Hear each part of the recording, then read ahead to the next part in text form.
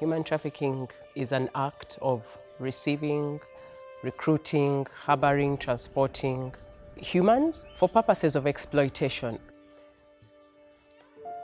Human trafficking is no respecter of education status, is no respecter of socioeconomic status.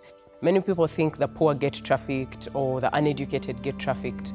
But I might say that one of the most defining things is desperation.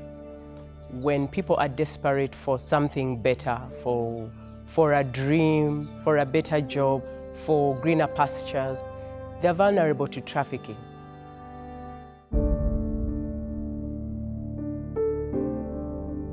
Human trafficking is a growing epidemic in Uganda. We have seen a huge increase in the number of men and women being trafficked abroad.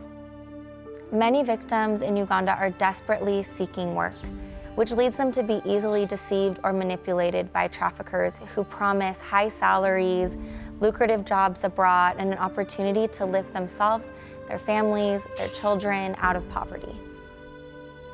Victims are trafficked to many different countries for forced labor, sexual exploitation, and indentured servitude. Traffickers often ask for large sums of money for these jobs abroad, and victims end up paying thousands of dollars, which ends up entering them into a debt bondage. So after they're trafficked, they're never able to get out because their trafficker never allows them to pay off the debt that they owe.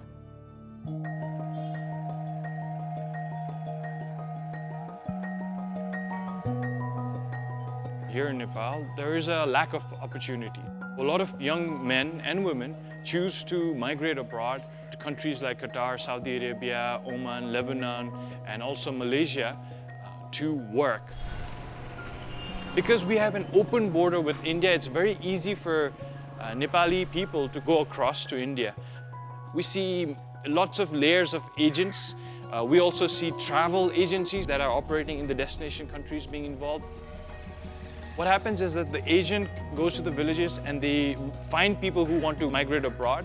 There's an agent who takes them across the land border, and then he organizes their papers like visas, passports, plane tickets, and then they send them to places like Dubai and to Kuwait, and then from Kuwait and Dubai they send them to countries like Saudi Arabia through the land border. In Qatar, the majority of workers are mainly recruited for the construction industry. These jobs range anywhere from laborers to scaffolders to bricklayers, domestic workers, drivers, gardeners. Life for workers in Qatar and the Gulf isn't ideal. They are an unseen group within society.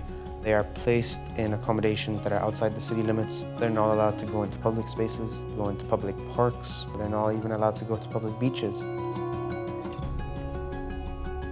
Thailand is actually a source country, a transit country, and a destination country for all forms of human trafficking. People from Myanmar, from Cambodia, from Laos, from Vietnam are trafficked onto fishing vessels where they are forced to work for sometimes years at sea without getting paid, with ill treatment. In the center of Vietnam, human trafficking is a very good business for the traffickers, and the problem is in Vietnam, the money can be transferred from any country without any justification of where the money coming from. The victims we work with are trafficked by organized criminals. These are people who are connected and who are moving money and human beings from country to country. The bank have an important role to play because many money from European countries or maybe US countries use the banking system for transfer of funds. The banking industry is extremely well known for its practices in fighting money laundering. There needs to be strong private collaboration between banks, law enforcement agencies, and civil society organizations. Everyone has a role to play in the fight against human trafficking.